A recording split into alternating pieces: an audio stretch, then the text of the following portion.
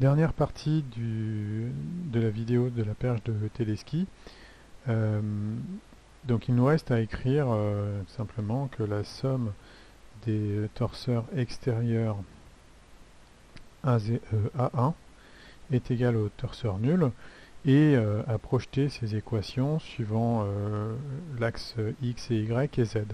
Alors pourquoi X et Y? Eh bien tout simplement parce que cette somme de torseurs va se traduire par somme des forces extérieures sur 1 égale vecteur nul et somme des moments extérieurs en haut sur 1 égale moment nul. Ça me donne une équation sur l'axe X, une équation sur l'axe Y et ici une équation sur l'axe Z. Et en fait, ça revient tout simplement à prendre les deux premières composantes de mon torseur et la dernière. Donc allons-y.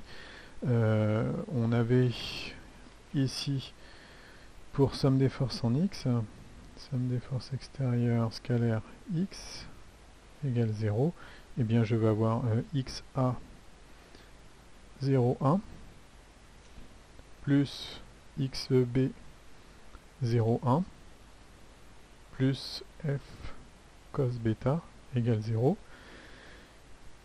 En Y, YA 0,1 plus YB 0,1 plus F sinus bêta égale 0. Pardon, je me suis laissé emporter. Ici, ça va être... Alors, ça, c'est avec ça. Et ici, c'est somme des forces extérieures en projection suivant Y égale 0. Attention, ici. Et dernière équation, somme des moments. Donc, hop, somme des moments extérieurs. Ici, eh bien, je vais avoir du E YA 0,1 plus du R XA 0,1. Donc ça c'est pour cette composante.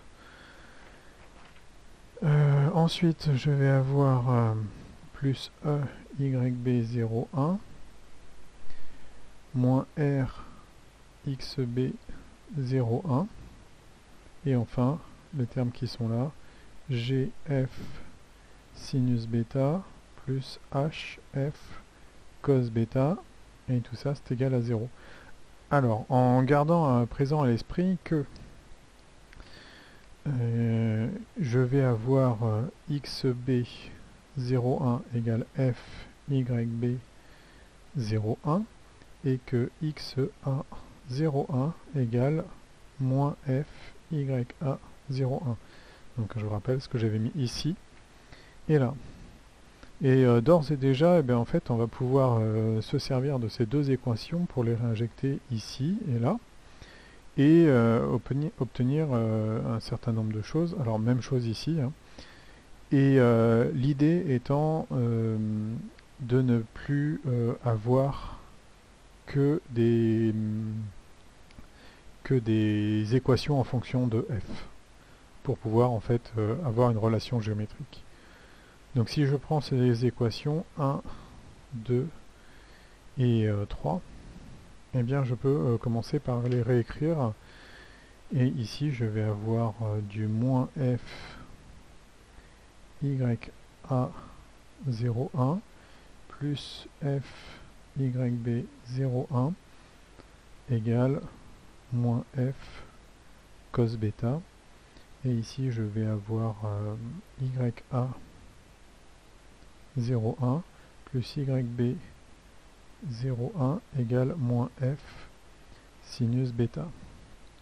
Donc je vois que si je multiplie cette équation là 2 par f, alors je vais mettre un petit f comme ça pour qu'on voit bien le coefficient de frottement, et que je fais la somme, eh bien je vais faire disparaître ce terme là et je vais avoir ici 2f YB 0,1 égale moins f facteur de cos bêta plus petit f, le coefficient de frottement, sinus bêta.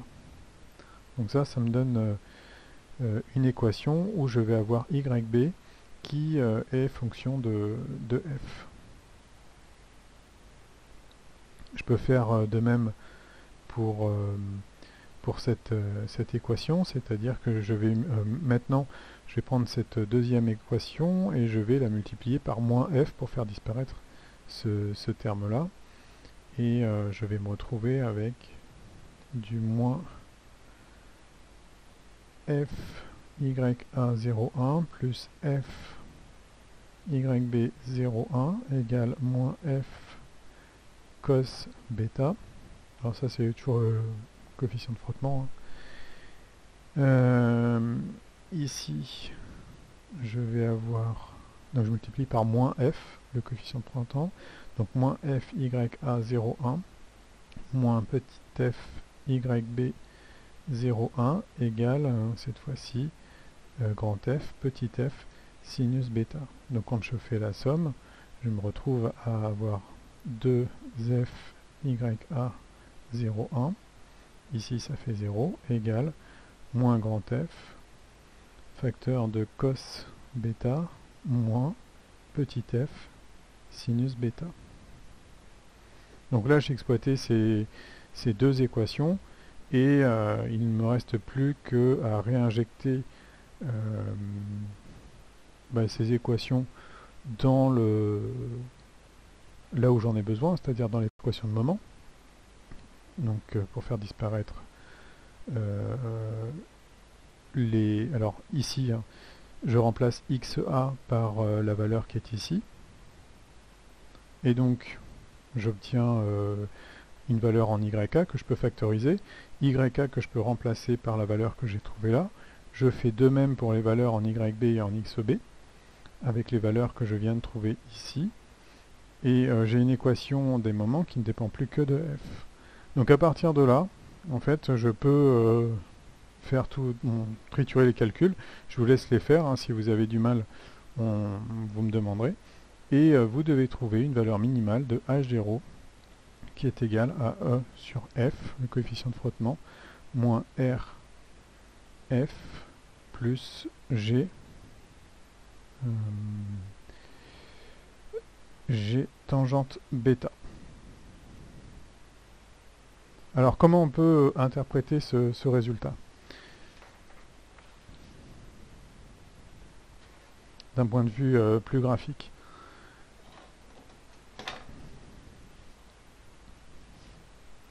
Ici, je vais tracer les droits de support de l'action normale.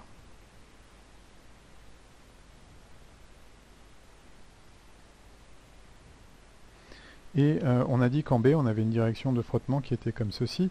Donc je vais me donner... allez, je me donne un angle de... Alors pour qu'on voit bien... à peu près...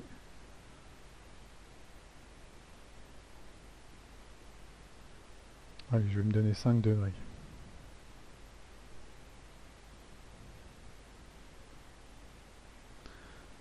Donc ça veut dire que mon action en B, la droite support de l'action en B est comme ceci.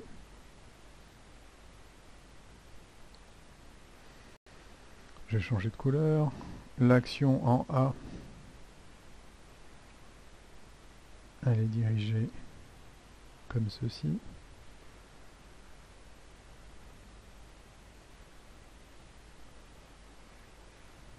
Et donc là, je vois apparaître ce fameux point de concours et la hauteur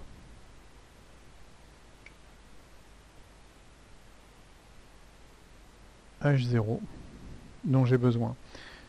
C'est-à-dire que pour que je puisse avoir une condition d'équilibre, il faut impérativement que l'action en B en C puisse passer par ce point. Alors, ici j'ai pris les valeurs phi qui sont les valeurs de glissement. Ça veut donc dire que mon action, elle est complètement comprise à l'intérieur. Donc ça c'est la valeur maximum, c'est-à-dire que si je décide de déplacer mon action en C ici, je suis encore à la limite de l'équilibre, je suis juste au glissement. Si je rentre dans cette zone ici, c'est-à-dire que si mon point C, si l'action de mon point C passe par là, je ne peux plus avoir d'équilibre statique. Mais si mon point C est à l'extérieur, ici, eh bien rien n'empêche d'avoir une valeur qui diminue, et je rentre dans le cône, dans l'adhérence, ici, et je peux avoir un point de concours qui est beaucoup plus loin. C'est pour ça que, en fait, ici, tel que c'est fait là, avec un angle de glissement qui serait à 5 degrés, eh bien, ça reste encore acceptable. Donc l'adhérence aura lieu plus loin. Voilà, j'espère que cette vidéo vous a permis de bien comprendre le frottement et les phénomènes d'adhérence. Ce type d'exercice est complètement en lien avec un TP que vous n'avez pas pu faire, mais qui porte sur la cordeuse, où on retrouve ce phénomène. Donc comme je vous l'avais montré dans la présentation du frottement, ce type de solution est massivement présente au travers des serre-joints, l'exemple que j'avais pris, mais aussi dans les vieilles cheminées, au travers des âtres, pour régler la hauteur du chaudron, et dans bien d'autres domaines, y compris celui de la cordeuse de raquette, qui permet d'obtenir facilement des réglages pour la personne qui l'utilise, et après d'avoir un maintien en position. Donc un gain de productivité. Merci et bon courage à tous.